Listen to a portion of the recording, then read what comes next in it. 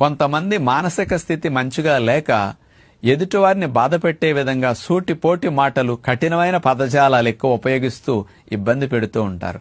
అలాంటి విన్నప్పుడు వాటిని పట్టించుకొని చాలా మంది ఫీల్ అవుతూ ఉంటాం. మరి పట్టించుకోకుండా ఉండాలంటే ఒక కొటేషన్ మీకు చెప్తాను. విన్నది విన్నవారికే చెందుతుంది, కన్నది కన్నవారికే చెందుతుంది, తిన్నది తిన్నవారికే చెందినప్పుడు అన్నదెప్పుడు అన్నవారికే చెందుతుంది కదా. అలాంటి సూటిపోటి మాటలు అనేవారికే ఆ మాటలు చెందుతాయి. వాళ్ళ మనసు అలా ఉన్నందుకు వాళ్ళకి బ్యాడ్ హార్మోన్స్ రిలీజ్ అవుతాయి. అవి వాళ్ళకి శిక్ష వేస్తాయి.